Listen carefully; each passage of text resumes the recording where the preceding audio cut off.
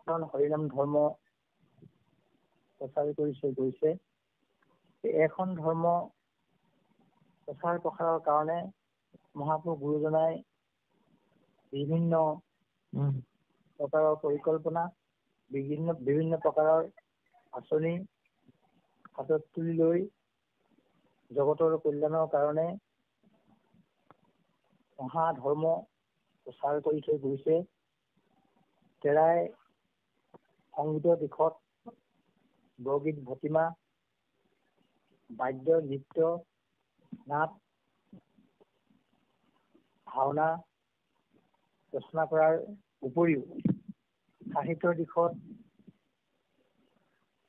গুৰুজনাই কলম কৰি লৈছে।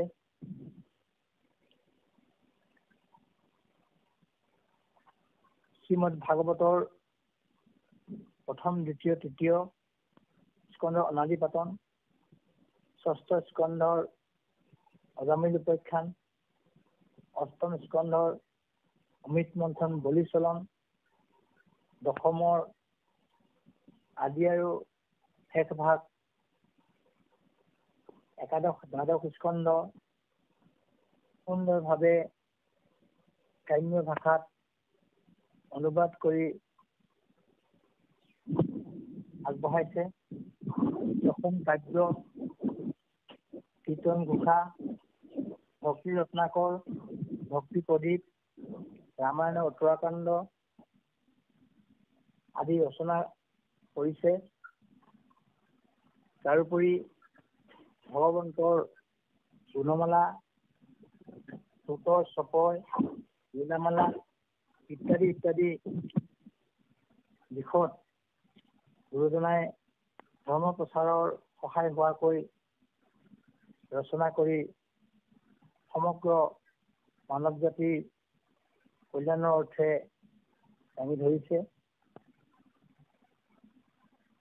শ্ৰীমন্ত শংকৰদেৱ সংঘইও মহাপুৰুষ দুজনাৰ নামত নামাংকিত কৰি এই ৰচনাসমূহ ভাগ ভাগকে প্ৰকাশ কৰাৰ প্ৰয়াস কৰি আহিছে। মহাপুৰুষ মাধৱদেৱৰ বাক্যামৃত, মহাপুৰুষ শ্ৰীমন্ত শংকৰদেৱৰ বাক্যামৃত, মহাপুৰুষ দুজনাৰ ৰচনাসমূহ সংকলিত কৰি জগতক প্ৰচাৰ কৰিবৰ কাৰণে অন্যতম প্ৰয়াস কৰিছে। ভকতি প্ৰসাদ এই অনুষ্ঠানটিয়েও এই গ্ৰন্থসমূহ অধ্যয়ন আৰু সৰলীকৰণৰ যোগেদি জগতৰ লোকসকলক সহজ সৰলভাৱে উপলব্ধি কৰিবৰ কাৰণে পাঠ আৰু ব্যাখ্যাৰ অনুষ্ঠানৰ কাৰ্যসূচী গ্ৰহণ কৰি আহিছে। আৰু ইতিমধ্যে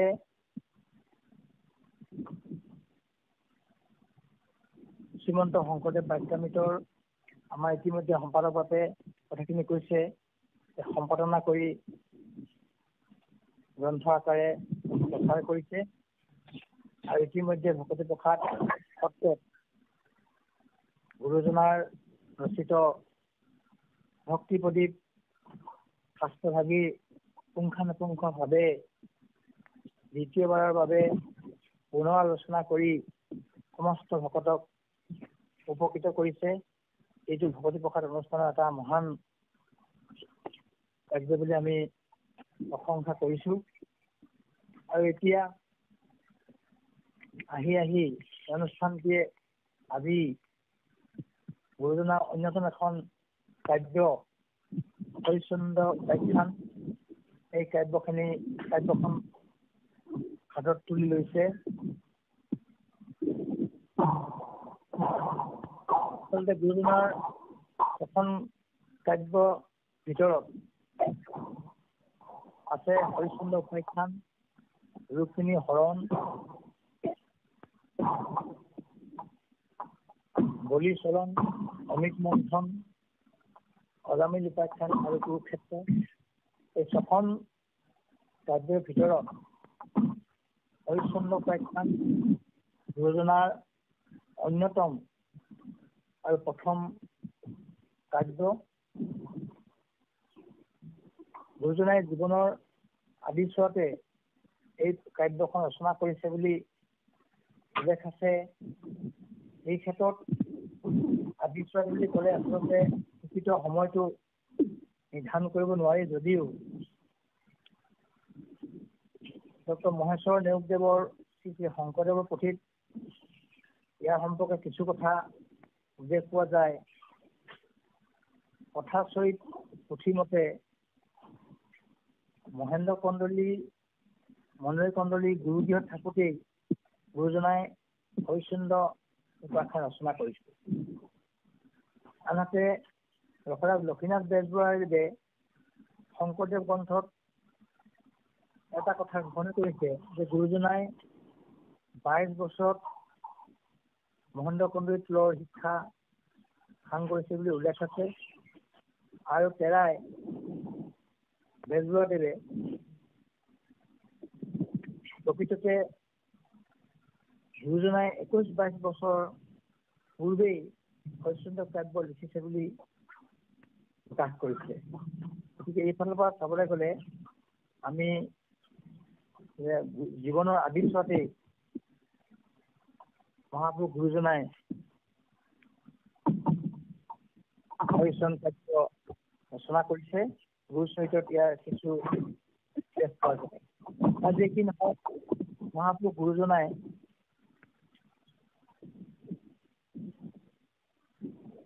হৰিশ্চন্দ্ৰ কাব্যখন মাৰ্কণ্ডেয় পুৰাণৰ 7ম আৰু 8ম অধ্যায়ৰ পৰা আনিছে। মাৰ্কণ্ডেয় পুৰাণত আচলতে বেদব্যাসে ৰচনা কৰা 18খন পুৰাণৰ ভিতৰত মাৰ্কণ্ডেয় পুৰাণখন হৈছে 7মখন পুৰাণ।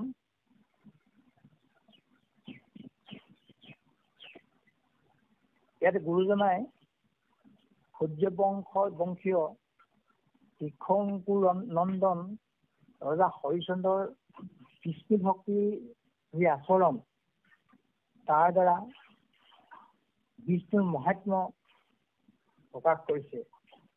লগতে হৰিশ্চন্দ্ৰৰ সাংসাৰিক জীৱনৰ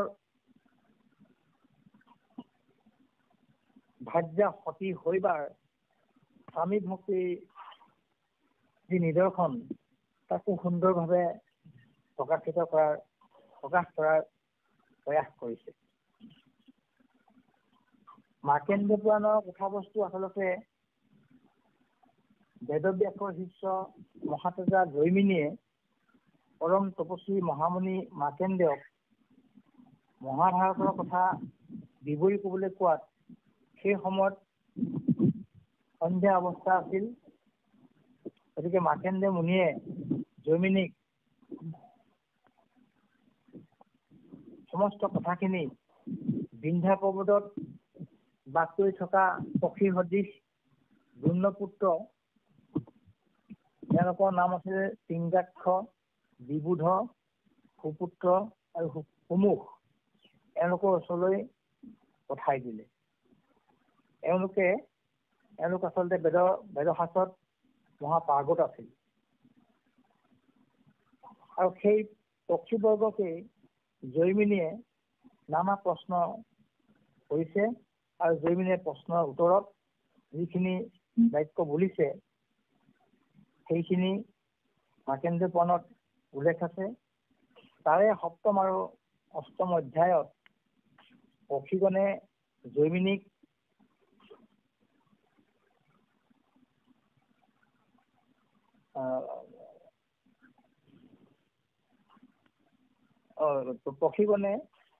জৈমিনীক ধাৰ্মিক ৰজা হৰিশ্চন্দ্ৰৰ এই কাহিনীটো ব্যক্ত কৰিছিল। তাৰ পৰাই গুৰুজনাই এই কাহিনীভাগ আনি হৰিশ্চন্দ্ৰ কাব্য ৰচনা কৰিছে। আমি আপোনাসৱৰ আজ্ঞা অনুসৰি শাস্ত্ৰভাগী ভিতৰলৈ যাব বিচাৰিছো। ৰাস মুহূৰ্তত আমি এইখিনি তথ্য আমাৰ ক্ষুদ্ৰ জ্ঞানেৰে আপোনাসৱক অৱগত কৰিছো। অপৰাধ মাৰ্জনা কৰিব। এতিয়া আমি মোৰ পাছলৈ আহিছো। কৃষ্ণ হৰি ৰাম কৃষ্ণ শংকৰ গুৰু হৰি ৰাম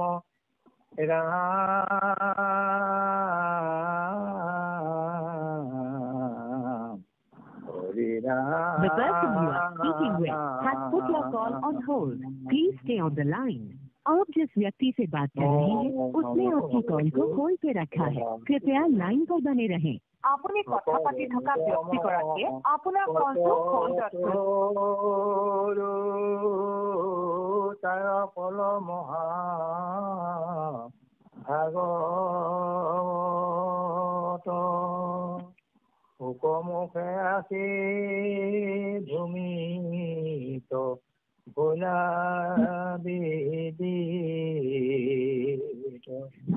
ৰকত চতুৰ যিটো জন The person you are speaking with has put your call on hold. Please stay on the line. आप जिस व्यक्ति से बात कर रहे हैं अपनी কথা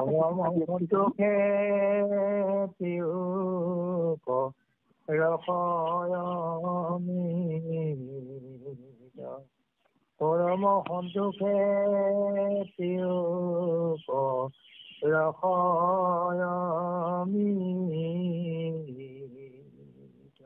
কৃষ্ণ হৰিচন্দ্ৰ উপাখ্যান শ্ৰীকৃষ্ণায় নমো নমঃ মংগলাচৰণ নমো নাৰায়ণ নিৰঞ্জন জগজীৱ পুৰাণ পুৰুষ ঋষিকেশ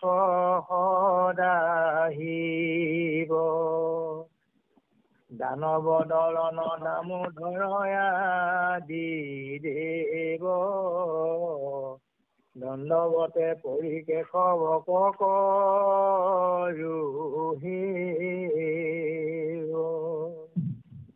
হে ৰাম কৃষ্ণ পাদ পদ্ম যুগ হৃদয়ত ধৰি গুৰুৰ চৰণ মনে হৃদগত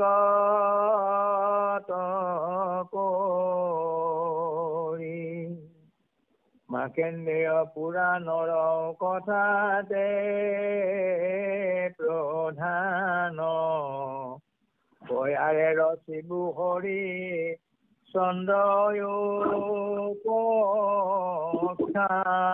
চন্দ্ৰয়োপাখ্যান জয় জয় হৰি চন্দ্ৰ নিপতি তিলক ৰাজসূয় যজ্ঞ যজি ত্ৰিদশ দেৱ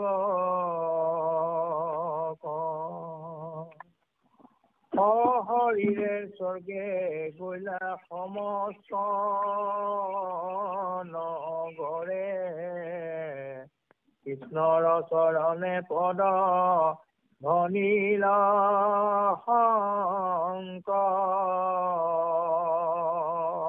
শংকৰে বিষ্ণু বৈষ্ণৱৰ কথা দুয়ো সমতুল শ্ৰৱণ কীৰ্তনে কৰে পাপ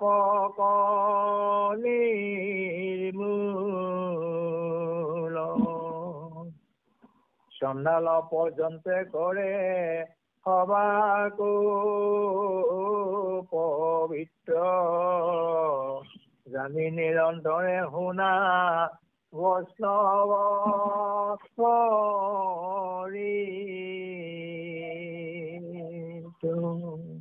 কৃষ্ণ মংগলাচৰণ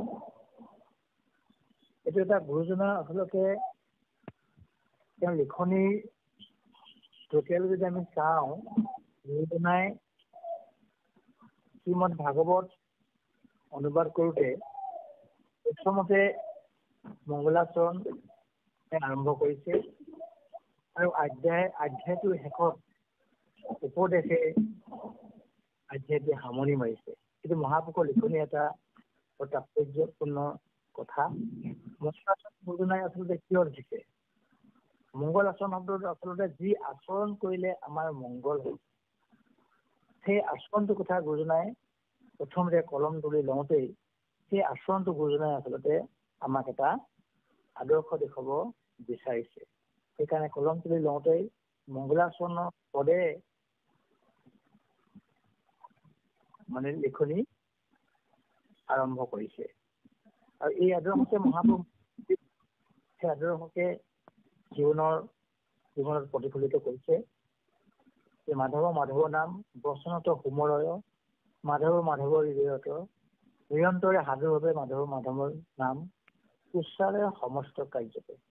আমি সাংসাৰিক জীৱনৰ আমাৰ জীৱন যাত্ৰাত যি কৰ্ম নকৰো কিয় প্ৰথমতে যাতে আমাৰ যি আচৰণ কৰিলে মংগল হয় সেই আচৰণখিনি আমি যে কৰিব লাগে এই কথা জগতত বিদিত কৰাইছে।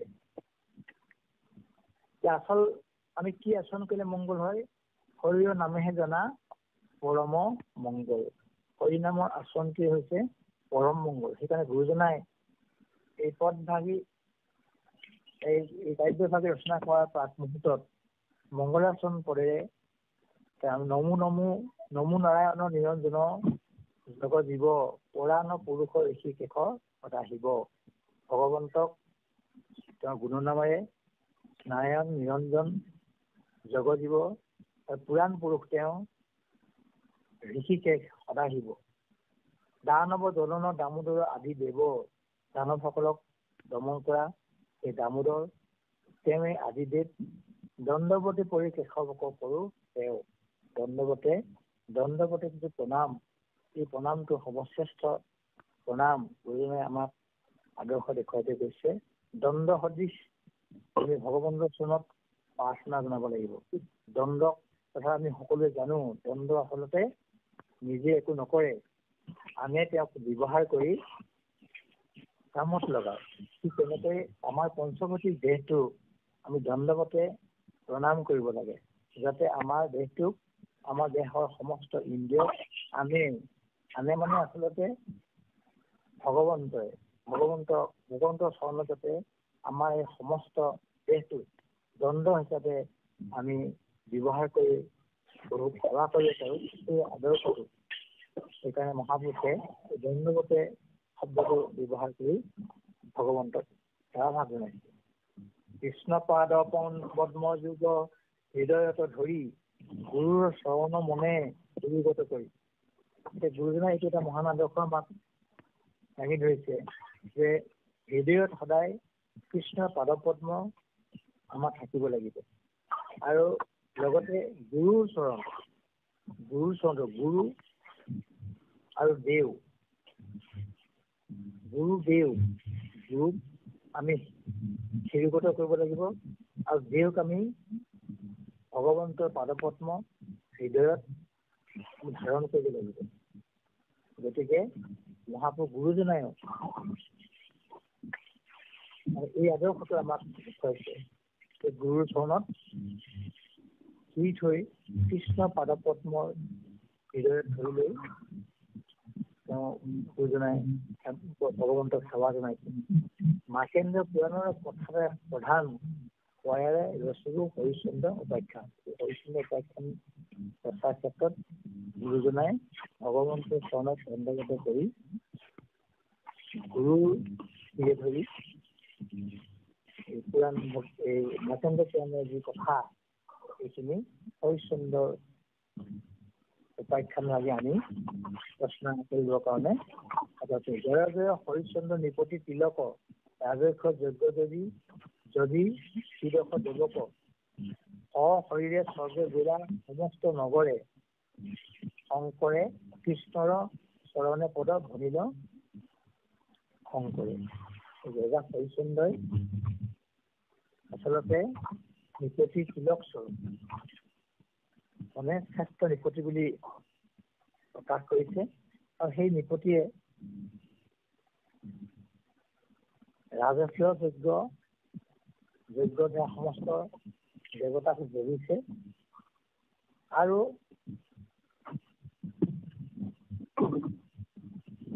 সমস্ত নগৰ সশৰীৰে স্বৰ্গলৈ নিলা বুলি প্ৰকাশ কৰিছে। আচলতে স্বৰ্গলৈ নিলা মানে অযোধ্যাৰ যিমানবিলাক প্ৰজা আছিল সেই প্ৰজাবিলাকক তেওঁ নিজৰ পুত্ৰৰ দৰে পুত্ৰতকৈ অধিক স্নেহেৰে পালন কৰিছিলে। তেওঁৰ নগৰত সমস্তজনে আনন্দৰে বসবাস কৰিছিলে। দুখ যান্ত্ৰণা কাৰো নাছিল। কথাখিনি পৰৱৰ্তী সময়ত উল্লেখ কৰিছে। গতিকে তেওঁৰ আচৰণৰ যোগেদি তেওঁৰ ৰজাৰ যি দায়িত্ব, এই দায়িত্বৰে সমস্ত নগৰখনক স্বৰ্গ সদৃশ কৰি গঢ়ি তুলিছিল। সেই কথাখিনিকে গুৰুজনাই ৰচনা কৰিবলৈ আগবাঢ়িছো বুলি পদবন্ধে জনাইছে। বিষ্ণু বৈষ্ণৱৰ কথা দুই সমতুল, শ্ৰৱণ কীৰ্তনে কৰে পাপক নিৰ্মূল। বিষ্ণু বৈষ্ণৱৰ কথা দুই সমতুল। বিষ্ণুক কথা আলোচনা কৰিলেও হ'ব বা বৈষ্ণৱৰ কথা আলোচনা কৰিলেও একেই হ'ব। এই কথাটো মহাপুৰুষ গুৰুজনাই কীৰ্তনতো প্ৰলাচিত দেখুৱাইছে। চতুৰ্মৰ কথা যিটো জনে তোকমুক সময়ত স্মৰে, সিজনে মুখ পাৰিলে আখি সদালে মাতন্দ পাছা হাসি।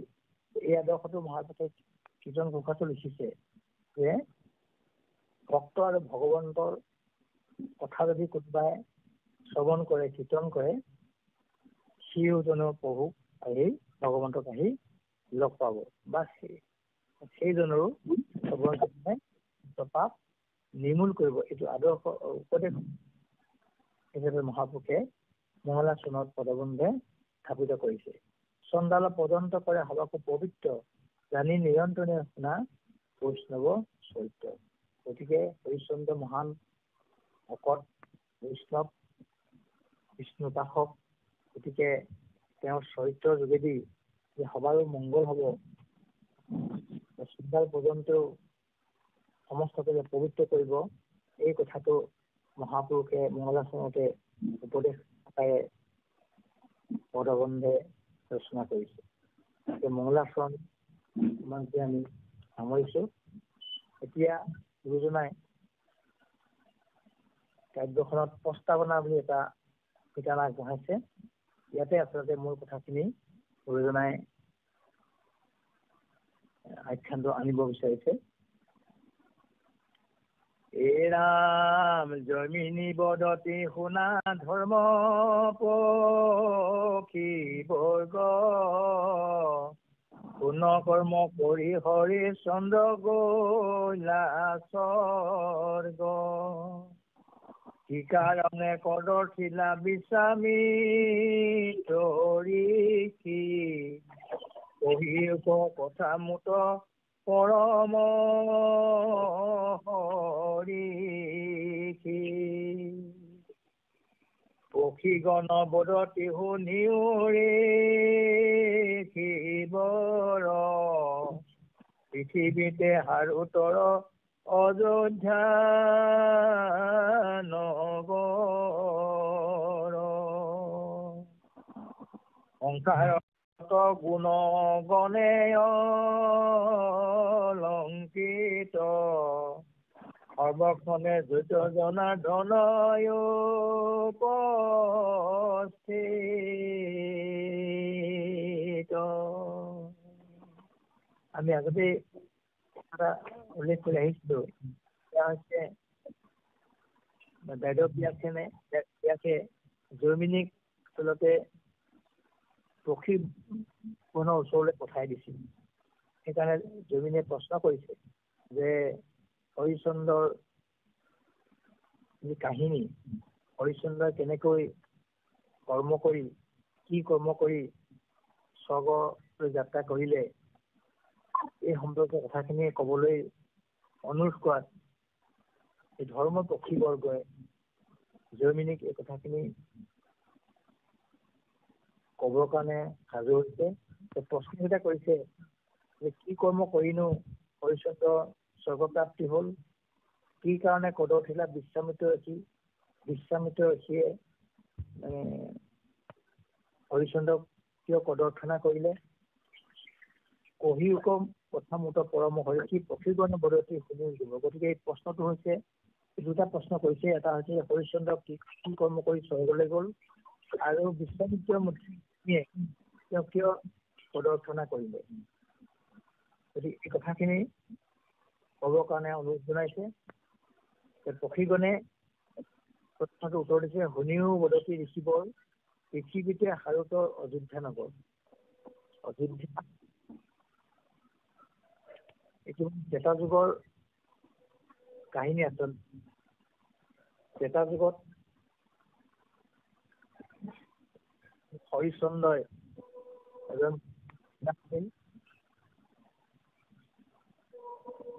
পৃথিৱীতে হাৰুতৰ অযোধ্যা নগৰ এখন নগৰত আছিল। এখন পৃথিৱীতে শ্ৰেষ্ঠ এখন নগৰ। সংসাৰৰ যত গুণগুণে অলংকিত, সৰ্বক্ষণে যতে জনাৰ্দন উপস্থিত। জনাৰ্দন ভগৱন্ত এই অযোধ্যা নগৰৰ সমস্ত জনৰ সংসাৰত ভগৱন্তৰ গুণে অলংকিত হৈ আছিলে, আৰু সেই গুণান্বিত হৈ ভগৱন্ত অনবৰতে সেই অযোধ্যা নগৰত বিৰাজিত হৈ আছিল। নিৰ্মিলাব বন্ধে বিধি পুৰীবিতোপন, স্বৰ্গতো অধিক সখী যাৰা প্ৰজাগণ।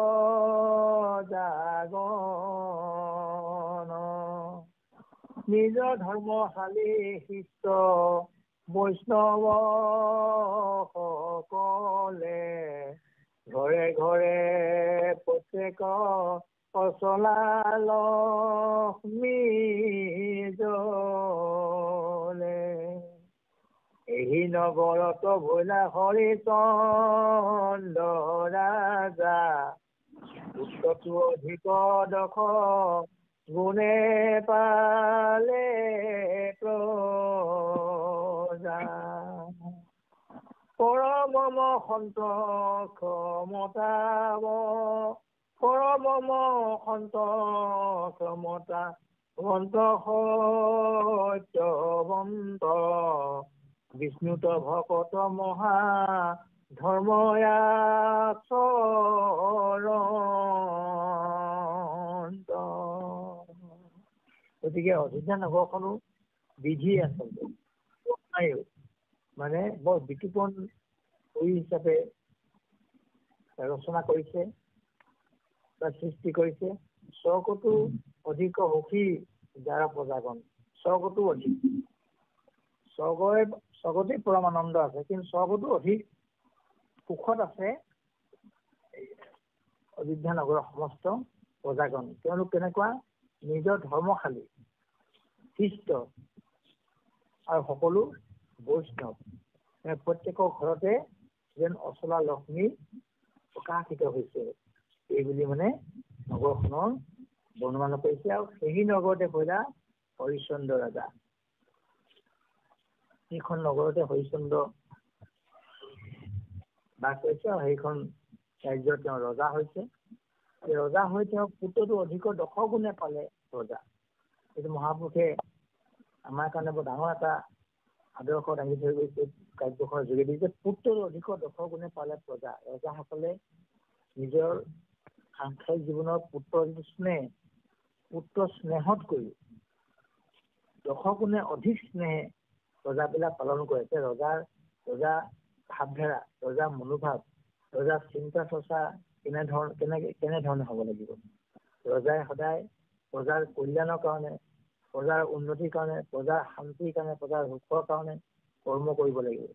তেওঁলোকৰ কাৰণে কৰ্ম কৰিবলৈ হ'লে মহাপুৰুষে এটা আমাক আদৰ্শ দেখুৱাইছে যে আটাইতকৈ মৰমৰ স্নেহৰ হ'ল নিজৰ পুত্ৰ।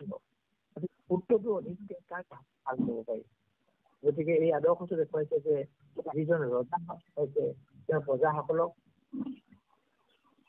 দশ গুণতকৈ অধিক ভাল পাইছে। কেৱল ভাল পোৱাই নহয়, পুত্ৰ স্নেহতকৈ দশ গুণ বেছিকৈ ভাল পাইছে। আৰু তেওঁ পৰম মহন্ত, ক্ষমতাবন্ত আৰু সত্যবন্ত। এইটো এটা ৰজাৰ গুণ। আমাৰ হৰিশ্চন্দ্ৰ ৰজাৰ যিটো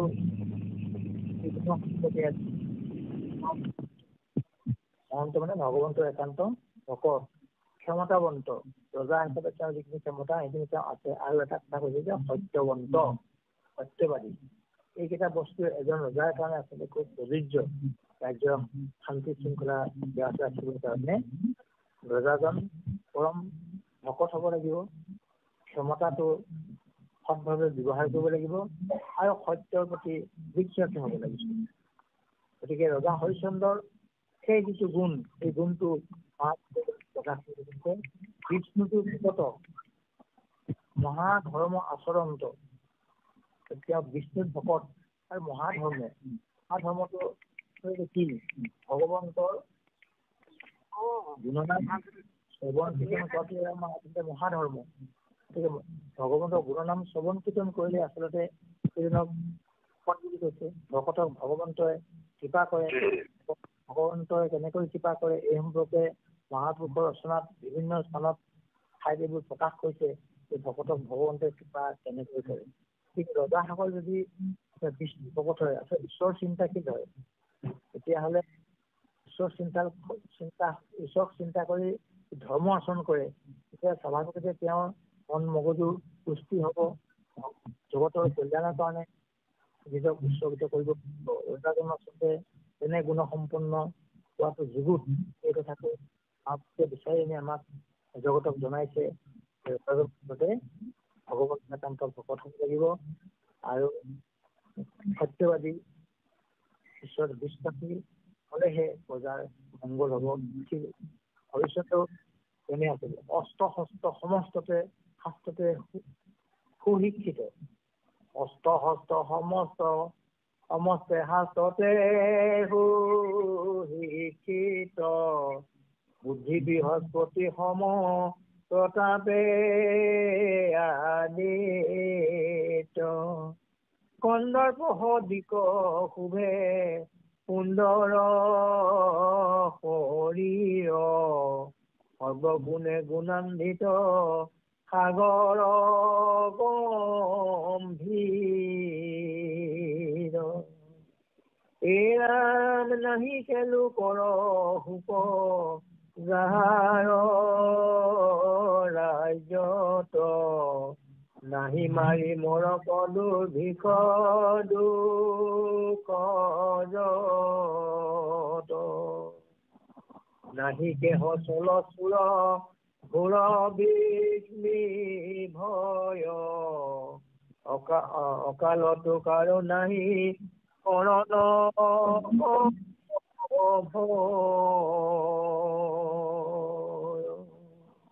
ৰাজ্যখনৰ যিটো অৱস্থা মহাপুৰুষে প্ৰকাশ কৰিছে, মানে কি আছে যে ৰজাজন কেনেকুৱা? অস্ত্ৰ শস্ত্ৰ সমস্ত শাস্ত্ৰতে সুশিক্ষিত, অস্ত্ৰ শস্ত্ৰ সমস্ত শাস্ত্ৰতে সুশিক্ষিত। শাস্ত্ৰত মানে যিবোৰ শাস্ত্ৰ খণ্ডৰ যিবোৰ জ্ঞান, এই জ্ঞানবোৰে মানুহক আচলতে উদ্ভাসিত কৰে। গতিকে ৰজাসকলেও ঠিক তেনেকুৱা সমস্ত শাস্ত্ৰত পাৰ্গত হ'লেহে গোটেই মন প্ৰাণ সমস্ত মানে জগতৰ কল্যাণৰ কাৰণে চিন্তা কৰিব পাৰে। বুদ্ধিটো তেওঁ বৃহস্পতি হ'ব। বুদ্ধি মানে বৃহস্পতি গুৰু, বৃহস্পতি দেৱতা। গতিকে বৃহস্পতি বুদ্ধি যিমান উচ্চ, ঠিক তেনেকৈ বুদ্ধিৰ ক্ষেত্ৰত বৃহস্পতিৰ লগত তুলনা কৰিছে ৰজা। আৰু প্ৰতাপে আদিত্য, সূৰ্যৰ লগত তেওঁৰ যিটো প্ৰতাপ, তেওঁৰ যিটো মানে শক্তি, তেওঁৰ যিটো মানে ৰাজ্যৰ চলোৱা যিটো তাৰ মানে ক্ষমতা, সেইটো মানে আদিত্য যেন প্ৰকাশিত হৈছে। কন্দৰ্প সদিশ ভাৱে সুন্দৰ শৰীৰ, যিটো উচ্চৱতী দেহ, সেইটো মানে কন্দৰ্প সদিশ, মানে আমাৰ এই কি বুলি কৈছে আপোনাৰ কন্দৰ্প মানে মদন কামদেৱৰ, কন্দৰ্প মানে কামদেৱৰ তেওঁৰ পঞ্চৱতী দেহ দেখিবলৈ ইমান সুন্দৰ। গতিকে সেই কামদেৱৰ লগত তেওঁৰ শৰীৰটো মানে গুৰুজনে তুলনা কৰিছে যে কন্দৰ্প সদৃশ তেওঁ সুন্দৰ শৰীৰ। ৰজা হলে আচলতে সৰ্বগুণে গুণান্বিত সাগৰ সদৃশ গম্ভীৰ সাগৰ যেনেকৈ গম্ভীৰ তেওঁ ৰজাজন তেনেকুৱা ধৰণৰ সৰ্বগুণে বিভূষিত হৈ আছে আৰু দেখোঁতেই গহীন গম্ভীৰ যেন দেখায়। ৰজাসকল আচলতে বা ক্ষমতা প্ৰাপ্ত লোকসকল এনেধৰণৰ হ'ব লাগে। গতিকে তাৰপিছত যে নাহিকে লোকৰ শোক যাহাৰ ৰাজ্যত, সেই অযোধ্যাৰ ৰজা ৰাজ্যত তেওঁৰ পৰিচালনাত কাৰো সুখ ৰজাসকলৰ একো নাই।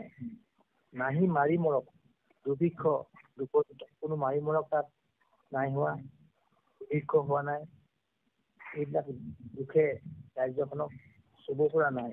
নাহিকে সচল চোৰ ভূৰ বিঘ্নি ভয়, গতিকে চুৰ ডকাইতৰ কোনো ভয় নাই। অকালতে তাৰ মৰণৰ ভয়, অকালতে কোনো মানুহৰ কোনো প্ৰজাৰ মৃত্যু হোৱা নাই বা অকাল বিধান আমি যিটো কওঁ যে অকালতে মৃত্যু হৈছে বা হঠাতে মৃত্যু হৈছে, তেনেকুৱা ধৰণৰ মৃত্যু প্ৰজাসকলৰ নাই। সুখে শান্তিয়ে প্ৰজাসকল ৰজাৰ পৰিচালনাত জীৱন নিৰ্বাহ কৰিছে, এই কথাটো মহাপুৰুষে প্ৰকাশ কৰিবলৈ বিচাৰিছে।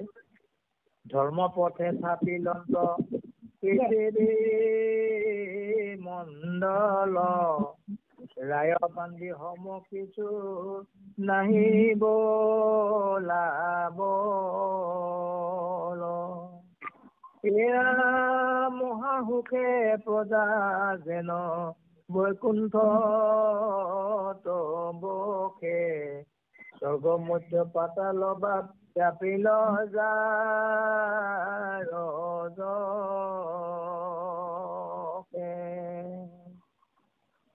ধৰ্মপথে থাপিলন্ত পৃথিৱী মণ্ডল। ৰজা যি ধাৰ্মিক হয়, গোটেই পৃথিৱীখনো আচলতে ধৰ্মৰে স্থাপিত হ'ব। সেইকাৰণে প্ৰজাসকলো ধৰ্মাৱলম্বী হ'ব। গতিকে ৰজা হৰিশ্চন্দ্ৰইও সমস্ত পৃথিৱীক ধৰ্মপথে পৰিচালনা কৰিছে। ৰায় বান্ধি সম কিছু নাহি বলাবল। বান্ধি শব্দটোৱে আচলতে আমাক বিধৱা বুলি কৈছে। বান্ধি আচলতে বিধৱা। বিধৱাসকলৰ কোনো হাহাকাৰ নাই, সকলোৱে মনৰ আনন্দতে তাত বসবাস কৰিছে। মহাসুখে প্ৰজাজনক বৈকুণ্ঠত বসে, স্বৰ্গতো অধিক সুখ বুলি কৈছে। আগতে আমাক কৈছে স্বৰ্গতো অধিক সুখ। স্বৰ্গতো অধিক সুখ ক'ত পোৱা যায়? স্বৰ্গতো অধিক সুখ পোৱা যায় বৈকুণ্ঠত। গতিকে তেওঁলোকে যি স্বৰ্গত আছে, স্বৰ্গ সদৃশ অজিতা নগৰখন হৰিশ্চন্দ্ৰই উজলি চলিছে স্বৰ্গ সদৃশ কৰি। তথাপিতো প্ৰজাসকলৰ সুখটো স্বৰ্গতো অধিক সুখী বুলি কৈছে। তাৰমানে স্বৰ্গতো অধিক সুখ ক'ত পোৱা যায়? বৈকুণ্ঠত পোৱা যায়। সেইকাৰণে এই কথাটো মহাপুৰুষে তুলনামূলকভাৱে সুখটো তুলনা কৰি দেখুৱাইছে যে মহাসুখে প্ৰয়োজনীয় বৈকুণ্ঠতে বাস, যেন বৈকুণ্ঠতে বাস কৰি, বৈকুণ্ঠত কোনো ভয় নাই, কোনো কুণ্ঠা নাই, কোনো ৰাতি নাই, দিন নাই, দুখ নাই, সুখ নাই। গতিকে বৈকুণ্ঠৰ যিটো আনন্দ, এই আনন্দটো অযোধ্যাৰ প্ৰজাসকলে তাতে থাকি অনুভৱ কৰিছে। কেৱল মাত্ৰ ৰজাৰ যিটো ৰাজকীয় স্বভাৱ, ৰজাৰ যিটো ৰজা প্ৰতিপালন কৰা যিটো মনোভাৱ, সেই মনোভাৱে সমস্ত প্ৰজাজনৰ সুখ শান্তিয়ে বৈকুণ্ঠ সদৃশ আনন্দ লাভ কৰিছে। এইটো আচলতে সমস্ত জগতৰ কাৰণে, সমস্ত মানৱ জাতিৰ কাৰণে, বিশেষকৈ বৰ্তমান আমি যদি আমাৰ ৰাজ্যসমূহলৈ চাওঁ, যে আমাৰ ৰাজ্যসমূহৰ এইসকল ৰাজ্যৰ লগত কোনো তুলনা নহয়। নোহোৱাৰ মূল কাৰণটো হৈছে যে যিখিনি গুণসম্পন্ন আমাৰ ৰজাসকল হ'ব লাগিছিল, সেই গুণসম্পন্ন নোহোৱাৰ কাৰণে আমাৰ এই যিটো পৰিৱেশ বৰ্ণনা কৰিছে, এই পৰিৱেশৰ মোক আমি আচলতে দেখিবলৈ নোপোৱা মূল কাৰণটো হৈছে ৰজা যেনেকুৱা গুণান্বিত হ'ব লাগিছিল, নোহোৱাৰ কাৰণে হয়তো আমি এই সুখৰ পৰা আজি বঞ্চিত হৈছো। সেইকাৰণে মহাপুৰুষে এই আদৰ্শটো সমস্ত জগতৰ কল্যাণৰ কাৰণে এই কাব্যখনত উপস্থাপন কৰিছে নিজৰ কাব্যিক ভাষাৰে। গতিকে এনেকুৱা এজন ৰজা আচলতে স্বৰ্গমৰ্ত্য পাতাল সমস্ত ব্ৰহ্মাণ্ডত তেওঁৰ যশটো বিয়পি পৰিল। স্বাভাৱিক কথা এইটো আচলতে এনেকুৱা এজন ৰজা যি ঈশ্বৰৰ একান্ত ভকতেই ভগৱন্ত সদৃশ হৈ যাব। ভগৱন্ত সদৃশ হলে তেওঁৰ যিমান ভগৱন্ত যেনেকুৱা নিজৰ সৃষ্টিক সদায় আনন্দে ৰাখিবৰ কাৰণে প্ৰয়াস কৰে, ততো ভকতেও তেওঁ যদি ৰজাৰ আসনত থাকে, ৰজাৰ আসনত থাকিও তেওঁ সকলোকে ভগৱন্ত যেনেকৈ ভকতক পালন কৰে, মানে মহাপুৰুষে বহু উদাহৰণ আমাক দাঙি ধৰিছে। ধেনু যেনে বৎসক পালয়, ঠিক তেনেকৈ মানে প্ৰভু ভগৱন্তেও ভকতক সেই বৎসল হিচাপে পালন কৰে। আৰু একান্ত ভকত ৰজাই তেওঁৰ প্ৰজাসকলক ঠিক তেনেকৈ ভগৱন্তে যেনেকৈ ভকতক পালন কৰে তেনেকৈ পালন কৰে। এই নিদৰ্শনটো আচলতে দেখুৱাৰ কাৰণে তেওঁৰ যিটো যশ গুণ সমস্ত জগতত মানে সমস্ত ব্ৰহ্মাণ্ডত স্বৰ্গমৰ্ত্য পাতাল সমস্ত মানে ব্ৰহ্মাণ্ডত তেওঁৰ যশ ব্যাপিছে। আচলতে এইটো এটা বাস্তৱ দিশতো সত্য কথা। ভাল এজন ৰজাক যদি পায়, তেতিয়া ৰজাজনৰ যেনেকে আমাৰ ৰামচন্দ্ৰই অযোধ্যা যেতিয়া মানে ৰজা আছিল, তেতিয়া মানে কি হৈছিলে, ৰামচন্দ্ৰৰ গুণটো প্ৰজাসকলে মানে ঈশ্বৰ যেন জ্ঞান কৰিছিল। ৰামেও ঠিক তেনেকৈ অযোধ্যা প্ৰজাসকলক কেনেদৰে পালন কৰিছিল, তাৰো যেন দুখ দুৰ্গতি নাছিল, এনেকুৱা এটা ভাৱত অযোধ্যা ৰামচন্দ্ৰই প্ৰচাৰ কৰিছিল, প্ৰজাসকলক পালন কৰিছিল। তদু হৰিশ্চন্দ্ৰও তেওঁৰ ৰাজ্যত এই প্ৰজাসকলক এনেদৰে পালন কৰা যিটো নিদৰ্শন মহাপুৰুষে দাঙি ধৰিছে।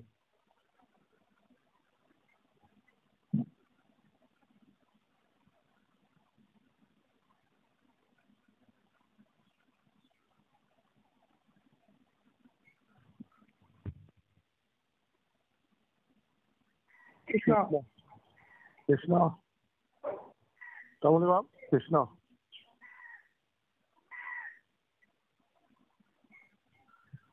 ভাত খালে নেকি প্ৰভু? কৃষ্ণ আছে, কিন্তু তেখেতক আকৌ কাটি পেলাই তেখেতৰ তাতে হ'ব বুলি কৈছে ন, যে মোবাইলটো আজিকালি অলপ কিবা হ'ব লৈছে। কৃষ্ণ কৃষ্ণ তমলি বাপ শুনি পাইছেনে?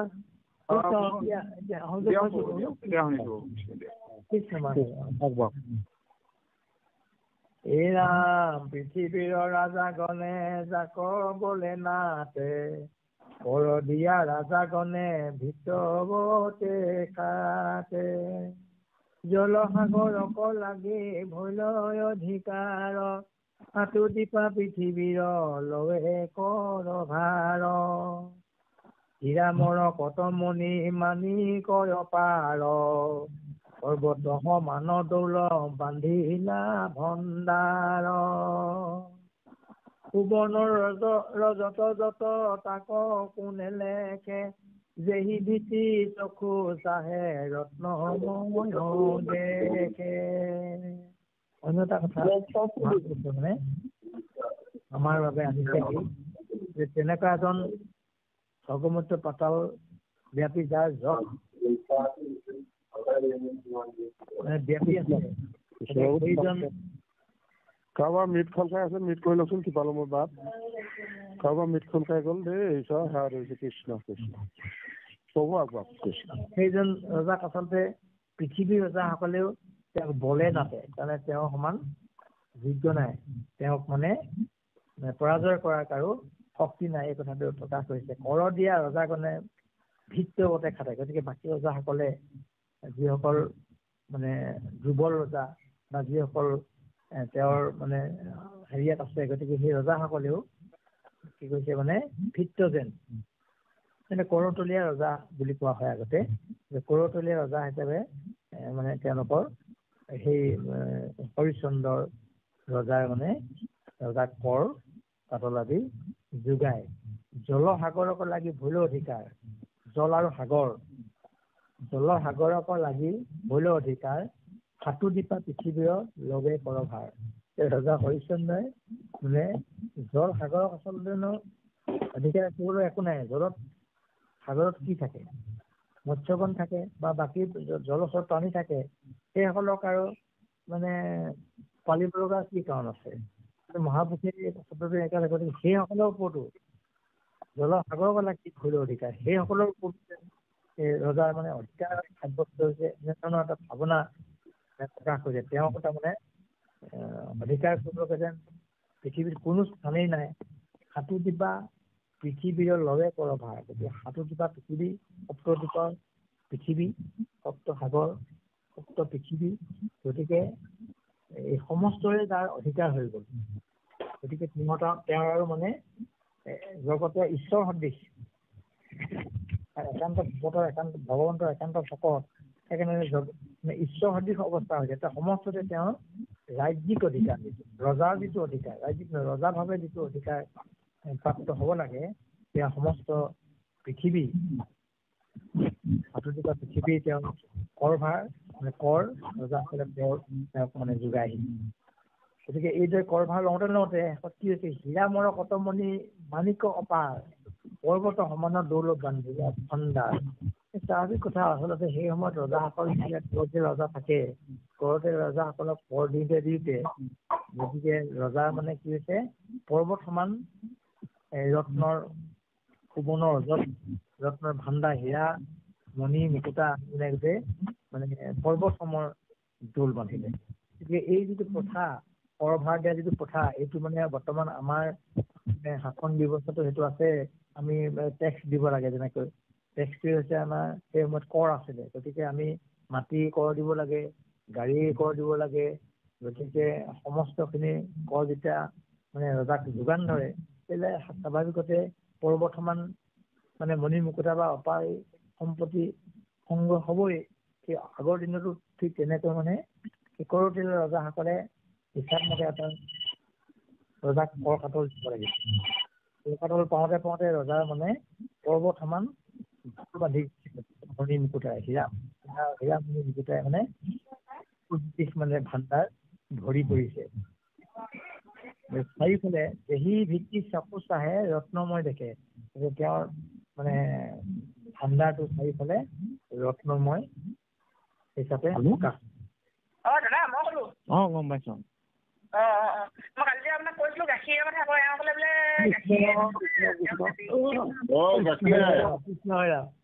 গাখীৰটো লৈ লওক, গাখীৰটো লৈ লওক। কৃষ্ণ আপোনাৰ নেট খোল খাই গ'ল, আপুনি গাখীৰৰ কথা কৈ আছে, নেট কৰি লওক দেই। কৃষ্ণ কৃষ্ণ ভকতৰ এইটো চিন্তা আছে নে প্ৰভু? কৃষ্ণ কৃষ্ণ লক্ষ কোটি শকতে ধন বহে, ধন ভৰে তল যায় অযোধ্যা নহে। এ ৰাম জগতৰ লক্ষ্মী হবে, ভৈল কথাই, শ্ৰীমন্ত হৰিচন্দ্ৰ ৰাজা ইন্দ্ৰ প্ৰায়। লক্ষ কোটি শকতে ধন বহে, এইটো মানে মহাপুৰুষে এনেকুৱা শব্দ মানে প্ৰকাশ কৰি পেলাই আমাক বুজাব বিচাৰিছে। ইমান ধন সম্পত্তি, লক্ষ কোটি শকতে মানে আমাৰ আচলতে শকত শব্দতে বিশ্বনাথ বা পালেং বুজায়। গতিকে লক্ষ কোটি মানে তেনেকুৱা শকতত মানে ধন ৰাখি মানে পাহাৰ সদৃশ হৈ গৈছে।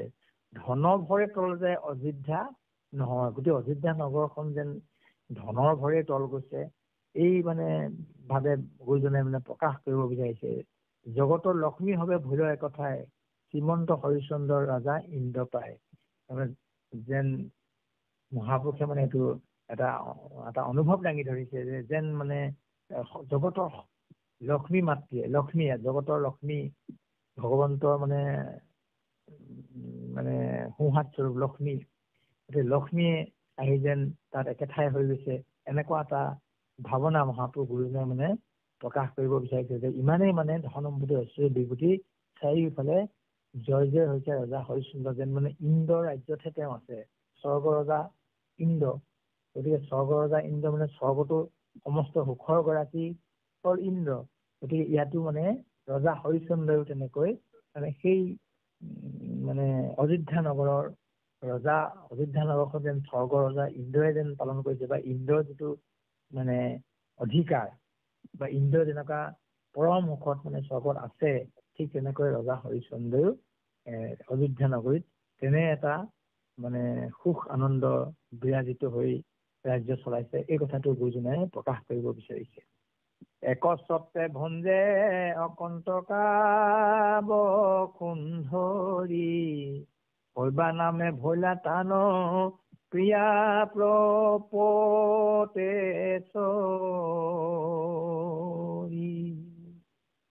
হে ৰাম শ্ৰী ৰত্ন মাজে লেখি গুণৱতী সতী, ৰূপত পাৰ্বতী প্ৰতিবতা পুণ্যৱতী।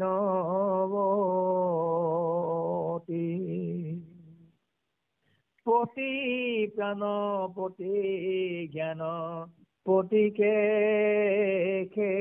ধ্যান, প্ৰতিব্যতিৰেকে সপোনত নাহি।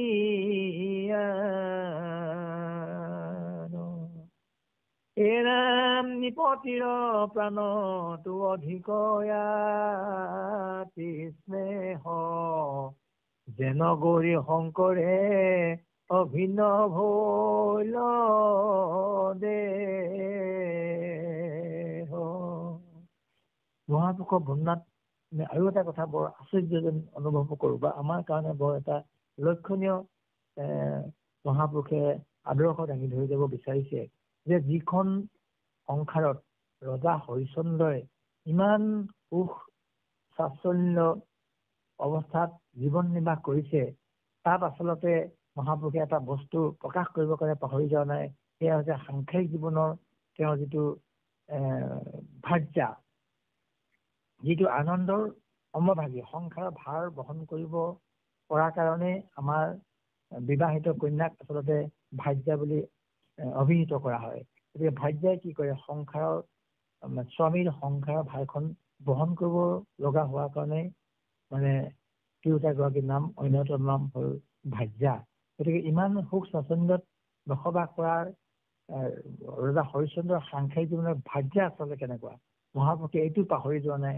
নিজৰ মানে কাব্যিক প্ৰতিভাৰে ভাৰ্যাৰ যিটো মানে স্বভাৱ বা চৰিত্ৰ, এই সম্পৰ্কে মহাপুৰুষে কলম ধৰিছে ইয়াত, যে শৈব্য নামৰ এগৰাকী প্ৰিয়া পটেশ্বৰী, প্ৰেম ভাল পাই মানে ভৰি থকা এগৰাকী স্ত্ৰী তেওঁ পাইছে, আৰু যিগৰাকী স্ত্ৰী ৰত্ন মাজে লেখি গুণৱতী সতী। গুণৱতী সতী আমাৰ হৈছে গুণৱতী সতী, আমি কাক কওঁ?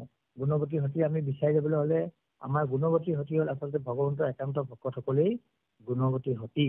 একান্ত ভকতসকলেই একান্ত ভকত হলে তিৰোতাসকলক ভগৱন্তে আচলতে কৃপা কৰে, সেইগৰাকীয়ে গুণৱতী বুলি আমি আখ্যা দিব পাৰো।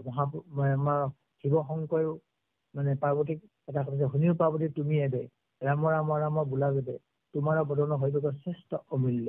গতিকে তিৰোতাসকলৰ বদনখন শ্ৰেষ্ঠ আৰু অমূল্য হবলৈ হলে অকল ধুনীয়া হলেই নহব, কি হব লাগিব, যে ভগৱন্তৰ নাম মুখত থাকিব লাগিব। ৰাম যদি ভগৱন্তৰ নাম মুখত থাকে, যিগৰাকী তিৰোতাৰ মুখত ভগৱন্তৰ নাম স্খলন নহয়, ভগৱন্তৰ নাম অনবৰতে উচ্চাৰিত হৈ থাকে, সেইগৰাকী আচলতে মুখৰ অৱয়ব যেনেকুৱাই নহওক লাগিলে মানে কি হৈছে, শিৱই কৈছে যে তোমাৰ বদনখন শ্ৰেষ্ঠ হব আৰু অমূল্য বদন হব। তদ্ৰূপ ইয়াতো সেই কথা লিখিছে যে স্ত্ৰী ৰত্নৰ মাজে এই শৈবা পটেশ্বৰী মানে অতি গুণৱতী আৰু সতী এগৰাকী তিৰোতা। ৰূপত সেইকাৰণে কৈছে ৰূপত পাৰ্বতী, পুণ্যৱতা, পতিব্ৰতা আৰু পুণ্যৱতী, এইকেইটা গুণ আচলতে আমাৰ থাকিব লাগিব। গতিকে আমাৰ স্ত্ৰীসকলৰ কথাও মানে ভগৱন্তই নিজেই কৈছে যে মই সপ্ত গুণেৰে স্ত্ৰীসকলৰ মাজত বিভূষিত হৈ থাকো।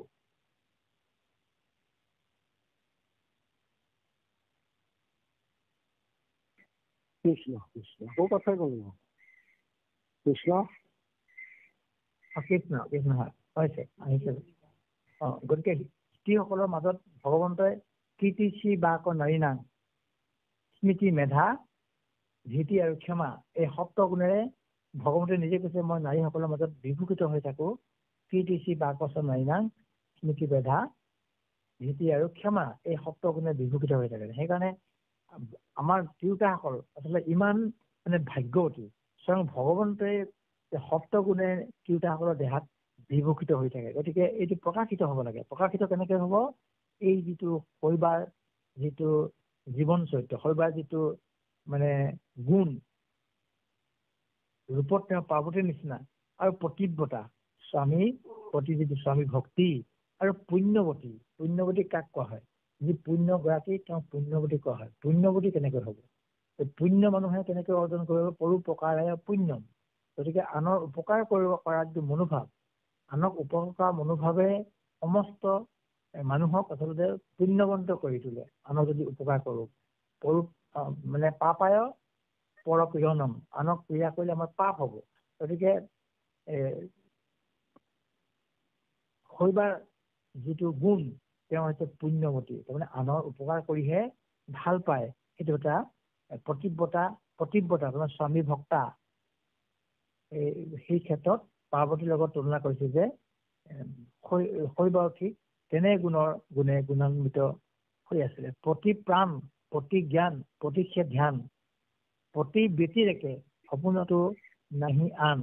এই কথাটো মানে মহাপুৰুষ গুৰুজনাই মানে আমাৰ শৈবাৰ ক্ষেত্ৰতো, আমাৰ হেৰিয়াৰ ক্ষেত্ৰতো, মানে ৰাধিকাৰ ক্ষেত্ৰতো মানে প্ৰকাশিত কৰিছে। ৰাধিকাই যেতিয়া শান্তিজান বন্ধাৰ সময়ত মানে পলহৰে পানী আনি পেলাই শান্তিজান বান দিয়াত সহায় কৰিছিলে, তেতিয়া ৰাধিকাক গুৰুজনাই সুধিছিল যে হে ৰাধিকা, তুমিনো স্বামীৰ হতে কোনখিনি কাম কৰা, যিখিনি কামৰ কাৰণে তুমি যে আজি ইমানবিলাক ব্ৰাহ্মণ তিৰোতাৰ আগতো মানে অখাদ্য সাধন কৰি নিজকে এগৰাকী সতী তিৰোতা হিচাপে জগতত মানে নিদৰ্শন দেখুৱালা, স্বামীৰ লগত কোনখিনি কাম কৰা?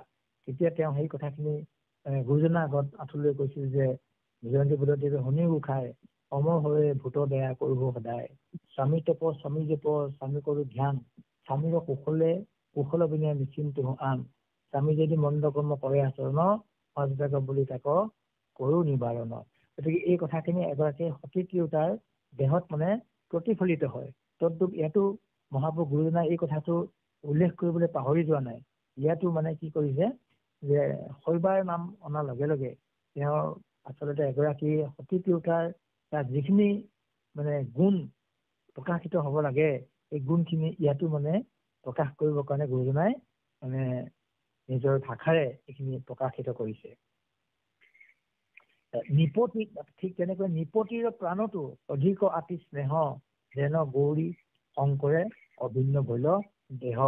এইটো এটা বৰ ডাঙৰ এটা উদাহৰণ প্ৰভুৱে আমাক মহাপুৰুষে আমাক দাঙি ধৰিছে যে এখন সংসাৰ সুন্দৰভাৱে বহি থাকিবলৈ হ'লে যে আমাৰ স্বামীজনৰ প্ৰাণতো অধিক স্নেহ থাকিব লাগিব নিজৰ ভাৰ্যাৰ প্ৰতি। গতিকে সেই স্নেহটো কেনেকুৱা? গৌৰী শংকৰ, তাৰমানে শিৱ শংকৰ বা হৰগৌৰীৰ বসবাস হওক বুলি যে আমাৰ আশীৰ্বাদ দিয়ে, হৰগৌৰীৰ যিটো প্ৰেম, গতিকে সেই যিটো মানে সাংসাৰিক জীৱনৰ স্বামী স্ত্ৰীৰ যিটো প্ৰেম, এই প্ৰেমটো মানে হৰগৌৰীৰ জীৱনৰ সাংসাৰিক জীৱনৰ প্ৰেমৰ লগত তুলনা কৰিব পাৰি, ইমানে প্ৰেম। গতিকে সেই দুয়ো প্ৰেমৰ মাজতহে আমাৰ আচলতে এখন সংসাৰ বা এনেকুৱা মানে হৰিশ্চন্দ্ৰ ৰজাইও তেনেকুৱা এগৰাকী পত্নীৰ সান্নিধ্য লাভ কৰাৰ কাৰণেহে তেওঁ ৰাজ্যখনত ইমান সুন্দৰকে ৰাখিবৰ কাৰণে সম্ভৱ হৈছে। মানে আমি যদি আমাৰ নিজৰ সাংসাৰিকলৈ কথাটো টানি আনো, আমাৰ সংসাৰখনতো আমি আচলতে অযোধ্যা নগৰ সদৃশ আমি কৰিবলৈ যত্নপৰ হ'ব পাৰো, যদি আমি স্বামী আৰু স্ত্ৰী এই যিটো আমাৰ গুণ সমন্বিত হ'ব লাগে, গুণ সমন্বিত হ'লে আমাৰ সংসাৰখনো আচলতে এই অযোধ্যা নগৰৰ নিচিনা। আমাক মহাপুৰুষে এই কথাখিনিও অকমান মানে আমাক অনুজ্ঞা যাব বিচাৰিছে যে আমাৰ যিখন সংসাৰ সেইখনে হ'ল আমাৰ ৰাজ্য, এই সংসাৰখনতে আমাৰ অধিকাৰ আছে। আমি সংসাৰখনে পৰিচালনা কৰিব লাগে। সংসাৰখন পৰিচালনা কৰোৱাৰ ক্ষেত্ৰত আমিও হৰিশ্চন্দ্ৰৰ নিচিনাকৈ আমি একান্ত ভক্ত হ'ব লাগিব, আৰু আমাৰ আইগৰাকীও প্ৰতিব্ৰতা হ'ব লাগিব, আইগৰাকীও ভক্তি মাতৃ হ'ব লাগিব।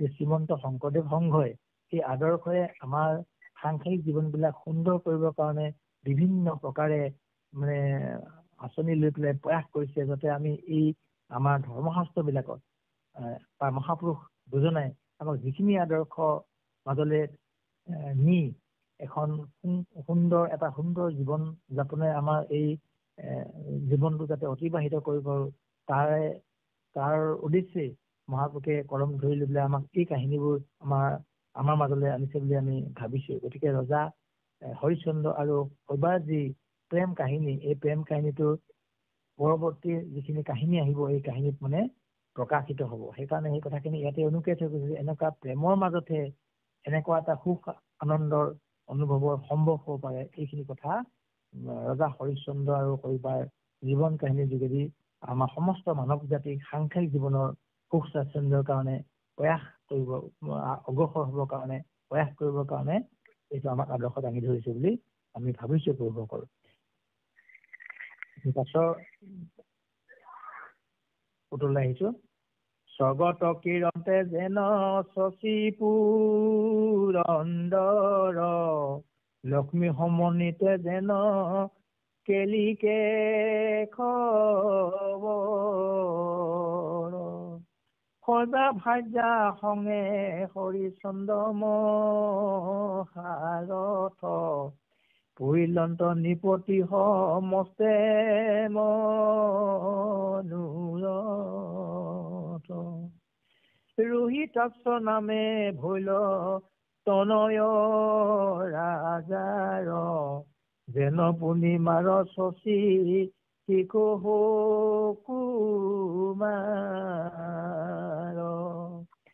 সৰ্বসুলক্ষণ একো গুণে নাহিহীন, নিৰন্তৰে আছে নিপ চিৰযত চিন। এই কুটে মহাপুৰুষ গুৰুজনাই আমাক আন এটা কথাৰ প্ৰতি মানে দৃষ্টি নিক্ষেপ কৰিবৰ কাৰণে প্ৰয়াস কৰিছে। সেয়া হৈছে সেই ভাৰ্যাৰ লগত হৰিশ্চন্দ্ৰই লক্ষ্মী সমন্বিতে কেশৱৰ কেলি যেনেকুৱা, এইটো মানে উপমা এটা আনিছে যে লক্ষ্মী আৰু ভগৱন্তৰ মাজৰ কোনোদিন মানে কি আছে, কোনোদিন মানে এইটো পৰিমাণ নহয় আচলতে, কোনোদিন মানে বিৰূপ এটা প্ৰতিক্ৰিয়া লক্ষ্মী আৰু ভগৱন্তৰ মাজত হোৱা নাই।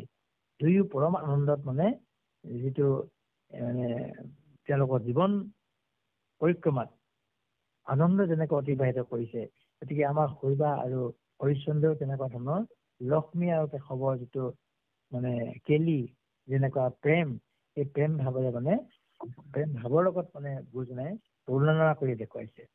গতিকে হৰিশ্চন্দ্ৰ ৰজায়ো মানে শৈবাৰ যিখিনি সমস্ত মনোৰথ পূৰণ কৰিবলৈ সক্ষম হৈছে।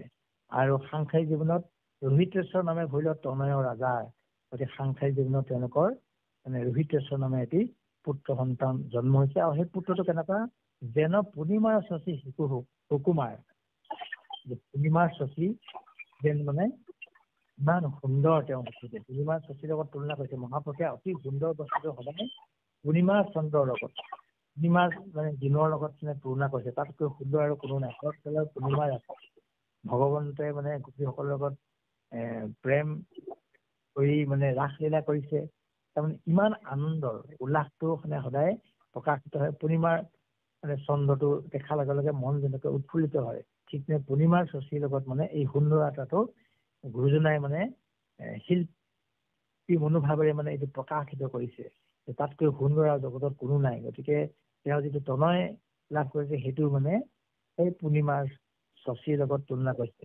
আৰু সৰ্বসুলক্ষণ একো গুণে নাহি হীন, নিৰন্তৰে আছে নিপতিৰ যত চিহ্ন। এইটো এটা বিজ্ঞানসন্মত কথা যে পুত্ৰ দেখিবলৈ আমাৰ পিতৃ মাতৃ সম হয়। এইটো বিজ্ঞানসন্মত যে পিতৃ মাতৃৰ যিখিনি গুণ, এইখিনি জিনৰ যোগেদি আচলতে নিজৰ সন্তানৰ গালৈ মানে পৰ্যবেক্ষিত হয়। গতিকে এই যিটো বিজ্ঞানসন্মত, যেনেকৈ আমাৰ ব্ৰহ্মা ভগৱন্তৰ নাভিকমলত জন্ম হৈছে, কিন্তু ব্ৰহ্মাই যেতিয়া তপ শব্দটো শুনিছে তেতিয়াই গম পাই গ'ল যে মানে প্ৰভুক মোৰ পিতাক তপস্যা কৰিবলৈ গৈছে। বহুতে প্ৰশ্ন এটা কৰে কেনেকে গম পালে তেওঁ এই কথাটো। সেই গম পোৱা যিটো কথা সেইটো বিজ্ঞানসন্মত আচলতে। কাৰণ জন্ম সূত্ৰে বা যিটো বিজ্ঞানসন্মত ভাৱে ভগৱন্তৰ মানে কিছু গুণ ব্ৰহ্মাই তেওঁ আধিকৰণত জন্ম হৈ পেলাই মানে সেই গুণটো তেওঁ নিজে লগত লৈ আহিছে। এইটো বিজ্ঞানসন্মত, অস্বীকাৰ কোনেও কৰিব নোৱাৰে। আৰু সেই যিটো বিজ্ঞানসন্মত কাৰণ সেইটো বৰ্তমান আমাৰ এই কলিযুগতো বা এই সময়তো সমস্ত পৃথিৱীত সৃষ্টি থকালৈকে এই বিজ্ঞানসন্মত যিটো কাৰণ এইটো মানে সদায় ব্ৰতি থাকিব। সেইকাৰণে আমাৰ পুত্ৰ বা আমাৰ সন্তানসকল পিতৃ মাতৃৰ সদৃশ দেখিবলৈ প্ৰায় পিতৃ মাতৃ সদৃশ হয়, পিতৃ মাতৃৰ গুণবোৰ গালৈ পৰ্যবেক্ষিত হয়। এইটো মানে বিজ্ঞানসন্মত। তদ্ৰূপ ইয়াতো সেই কথাটোকে গুৰুজনাই মানে উল্লেখ কৰিবলৈ পাহৰা নাই যে যিজন পুত্ৰ সন্তান জন্ম হৈছে যে নৃপতি যিহেতু একান্ত ভক্ত, ভগৱন্তৰ একান্ত ভক্ত, আৰু তেওঁ মানে পুত্ৰৰ স্নেহেৰে সমস্ত ৰাজ্যক প্ৰতিপালিত কৰিছে। যে মন মগজু তেওঁ কেনেকুৱা এটা মানে চিত্ত হ'ব লাগিব। ঠিক তদ্ৰূপ সেই যিবিলাক ৰজাৰ গুণ সেইখিনিও তেওঁ মানে পুত্ৰ গাত মানে প্ৰকাশিত হৈছে। এই কথাটো মানে প্ৰকাশ কৰিবলৈ পায়। ইয়াত আমাক এইটোকে ক'ব বিচাৰিছে যে আমি যদিও আচলতে একান্ত ভক্ত হওঁ বা ভগৱন্তৰ একান্ত ভক্তি কৰোঁ, ভাৰ্যাও যদি একদম ভক্তি মাতৃ হয়, তেতিয়া আমাৰ সন্তান সকলো ভক্তি বা ভকত হিচাপে জগতত মানে প্ৰকাশিত হ'ব। এই কথাটো আমাক মানে বিজ্ঞানেও স্বীকাৰ কৰিছে আৰু মহাপুৰুষ গুৰুজনাইও এই কথাখিনি টানি আনিবলৈ মানে পাহৰা নাই যে আমাৰো যাতে এই আদৰ্শেৰে আমাৰ সন্তানসকলক আমাৰ নিচিনাকৈ আমি যদি ভাল হওঁ। আজি আমাৰ শ্ৰীমন্ত শংকৰদেৱ সংঘই এই ক্ষেত্ৰত প্ৰয়াস কৰিছে, বহুখিনি প্ৰয়াস কৰিছে যে আমাৰ উত্তৰ পুৰুষক আমি কেনেকৈ সুস্থ সবল শুদ্ধ আৰু সুশৃংখলিত হৈ সমাজত প্ৰতিষ্ঠা কৰিব পাৰোঁ। তো এইখিনি ক্ষেত্ৰত আমাৰ এতিয়া আমাৰ বিশেষকৈ মানে শিশুসকলৰ কল্যাণৰ দায়িত্ব দিছে আমাৰ আই মাতৃসকলক, দেউতাসকলৰ বা মহিলাসকলৰ বা আইসকলৰ কল্যাণৰ দায়িত্ব দিছে আইসকলক। কিয় শিশুসকলৰ কল্যাণটো আমি আচলতে ক'ৰ পৰা সাধিব লাগিব। এতিয়া আমাৰ এনেকুৱা দৰ্শন মহাপুৰুষে প্ৰচাৰ কৰিছে বা আমাৰ শ্ৰীমন্ত শংকৰদেৱে এনেকৈ দৰ্শনবোৰ বিচাৰি উলিয়াইছে যে আমি যেতিয়া আমাৰ গৰ্ভত ভ্ৰূণ স্থিত হ'ব, সেই সময়তে কোন সময়ত সন্তানৰ ভ্ৰূণ স্থিত কৰিব লাগিব এই পৰ্যন্ত আমাৰ আলোচনা হৈছে। গতিকে সেই সময়ত আৰু গৰ্ভস্থ সময়ত মানে মাতৃগৰাকীয়ে কি প্ৰকাৰে সেই সময়টো অতিবাহিত কৰিব লাগিব এই সম্পৰ্কে বিভিন্ন তথ্যৰ যোগেদি বিভিন্ন দৰ্শনৰ যোগেদি আমাৰ শ্ৰীমন্ত শংকৰদেৱ সংঘই মহিলাসকলক গোটাই লৈ এই দৰ্শনটো মানে প্ৰতিফলিত কৰিব বিচাৰে যে বাস্তৱত যাতে আমাৰ উত্তৰ পুৰুষসকল সুন্দৰ হয়, সৎ হয়, সুশৃংখলিত হিচাপে আমি প্ৰকাশ কৰিব পাৰোঁ। তেওঁলোক আমাৰ বাস্তৱ জীৱনলৈ আহিয়ে তেওঁলোকক শৃংখলিত কৰিবৰ কাৰণে যিমানখিনি কষ্ট কৰিব লাগে, গৰ্ভস্থিত হওঁতে যদি আমি সেইখিনি প্ৰক্ৰিয়া আৰম্ভ কৰোঁ তেতিয়া নিশ্চয় আমাৰ উত্তৰ পুৰুষ সুশৃংখলিত সৎ আৰু শুদ্ধভাৱে সমাজত প্ৰতিষ্ঠা কৰিব, যি আমাৰ বংশ ৰক্ষা কৰিব, আমাৰ পিতৃ মাতৃৰ সুনাম মানে প্ৰকাশিত হ'ব। গতিকে এইবিলাক আদৰ্শৰ পৰাই আমি আচলতে আমাৰ সাংসাৰিক জীৱনে অকণমান টানি আনিলে আমি এই গ্ৰন্থসমূহ অধ্যয়ন কৰাৰ ফলত আমাৰ কিবা এটা লাভ হ'ব বুলি আমি মনে ভাবোঁ। অধমৰ চিন্তাধাৰা ভাৱধাৰা তেনেকৈ ভাবিছোঁ। আৰু আমিও আচলতে এই বাস্তৱ ক্ষেত্ৰত এই কথাখিনি প্ৰয়োগ কৰিব যদি আমি পাৰোঁ, যে আমি আচলতে এই ৰজা হৰিশ্চন্দ্ৰৰ কাহিনীৰ যি সোৱাদ, যি আনন্দ, যি মানে মনোভাস সেইখিনি আমি অনুভৱ কৰিব বুলি ভাবিছোঁ। বাৰু বাপ আই সংস্থা ইতিমধ্যে সময় কৃষ্ণ ইমানতে দোহাই দিব। আমি এই গোটতে 18 নম্বৰ গোটতে আমি অপৰাধ বান্ধৱ কৃপা কৰি অৰাম ৰোহিত নামে ভৈলতনয় ৰাজাৰ যেন পূৰ্ণিমাৰ চচি শিশু কুমাৰ এই নাম সৰ্ব সুলক্ষণ একো গুণে নাহিহীন নিৰন্তৰে আছে নৃপতিৰ যত চিন হৰি ৰাম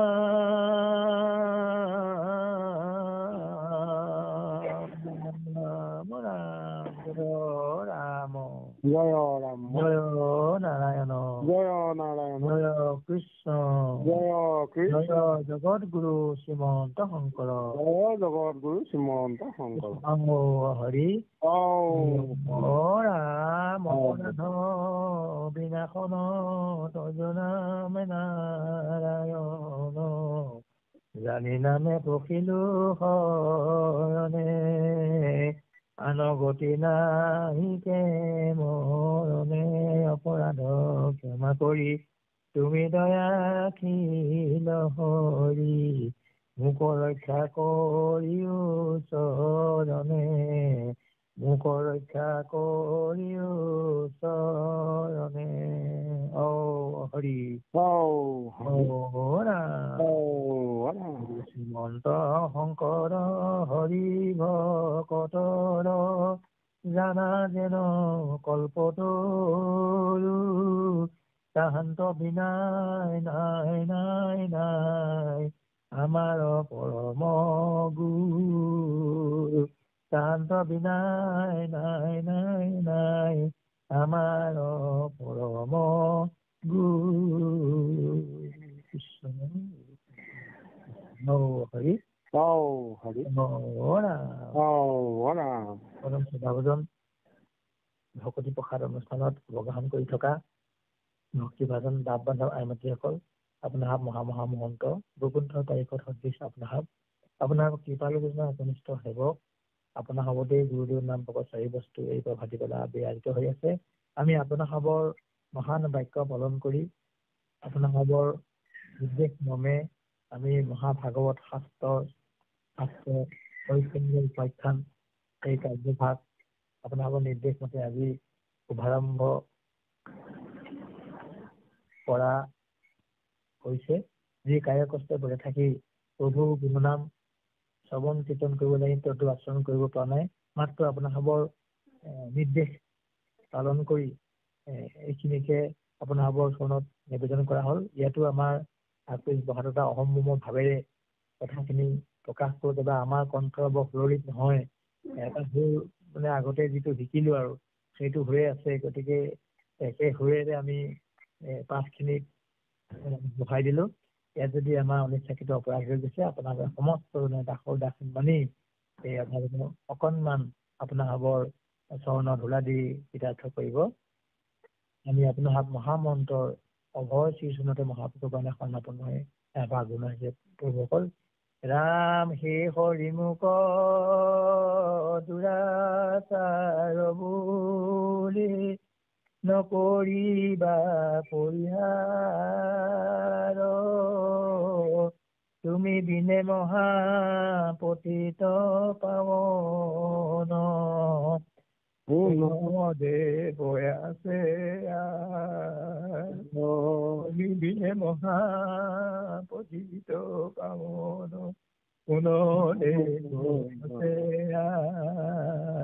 কৃষ্ণ কৃষ্ণ কৃষ্ণ কৃষ্ণ হৰি হৰি মহাভাগ্য অন্তনৰে কলিত কীৰ্তন কৰে আছে পুণ্য পৰ্বত আকাৰ কেশৱ প্ৰসন্নতাৰ